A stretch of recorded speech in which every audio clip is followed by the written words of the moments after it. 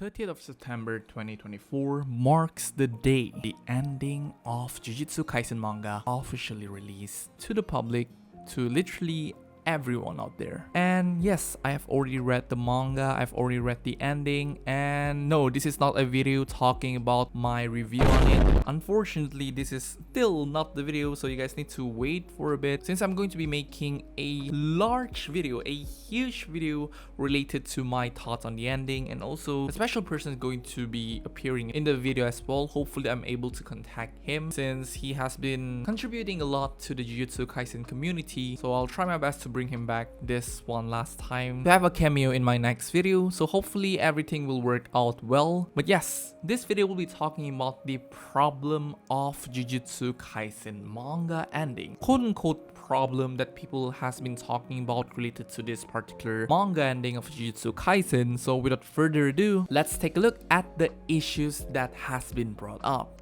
A rush ending is pretty much quite normalized in the shonen ending trope, where basically the mangaka just rush the entire ending of your work due to some unknown reasons. As for this particular case, it also happens to Jujutsu Kaisen, unfortunately. A rush ending isn't particularly new in the shonen era of manga ending, so this is pretty much expected when they drop the 5 chapters left countdown. And with how the chapters has been going, each chapter has a very questionable pacing until the very last chapter. And this can actually be seen by how questionable Gege actually handles some of the conclusion of some characters. Sukuna, the main villain of Jujutsu Kaisen, even though it feels a little bit anticlimactic, but as a whole, in circle, we can actually see that the way Sukuna's character being ended, or having the conclusion of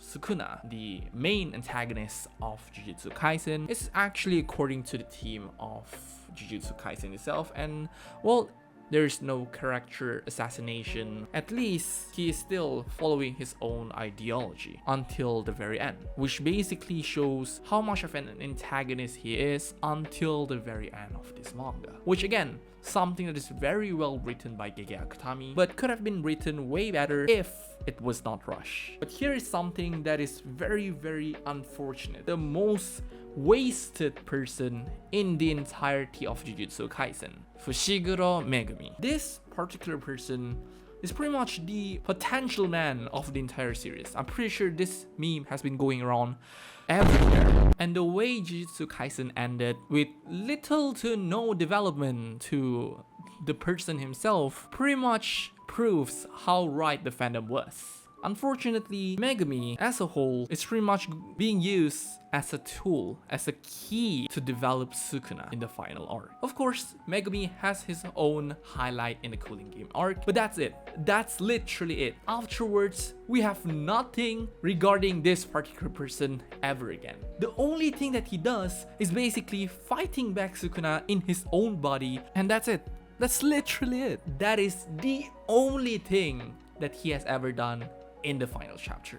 Other than that, he is just your typical emo guy. I mean, I don't blame him. He lost literally everything. No offense, but this is pretty much one of the very interesting stuff related to Megumi. In terms of his character writing, Gege Akutami is actually portraying a realistic depression reaction towards everything else through Megumi. So let's just talk about what Megumi has faced. Mom died, his dad died, his sister has been turned into a curse, and his body is being taken over by the King of Curses. If I'm that person, I would have no will to live anymore. And this is literally what Megumi is literally portraying. This is what Gege is actually trying to portray and tell us.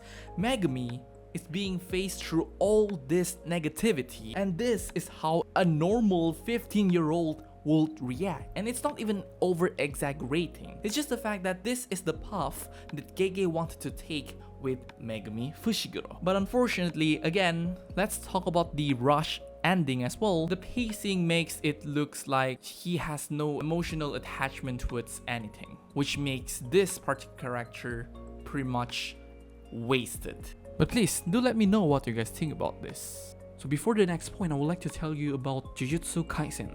Phantom Parido.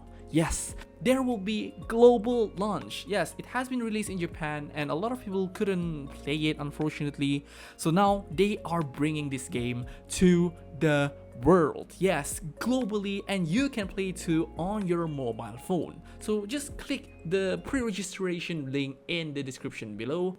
Again, check out Jujutsu Kaisen Phantom Parido. Let's go on with the video. The mentioning of Gojo's death. Alright, a lot of people are very upset over this. A lot of people are going crazy because they did not mention Gojo's death at all. There's no proper burial at all. And well, sure. You can be sad because your favorite character did not get a proper burial. But at this point, does it really matter? Does having no mentioning of Gojo or no proper burial of Gojo really makes up to how rushed or how the ending of Jujutsu Kaisen actually is? Does having Gojo's mention in the last chapter makes anything different to you? I don't really find this a problem or a trouble or something that really messed with the ending of Jujutsu Kaisen. At this point, mentioning Gojo's death is pretty much something that they just want to have to stop their copium from coming, because I know Gojo fans has been struggling lately. But yes, having no proper burial and having no proper mention of his death is not something that is very much needed in the last chapter. Everyone knows he's dead. Everyone knows the Gojo Satoru lost. But if I need to give a proper counter or a proper answer to why there's no proper burial or no mention of Gojo's death in the final chapter, I would like to say it's pretty much something that Gege wanted to do. In a way, he's not spoon-feeding the audience. Well, I would like to yap a bit here. As we all know, Gojo's ideology pretty much to create a better world through his students. And in the final chapter, instead of having him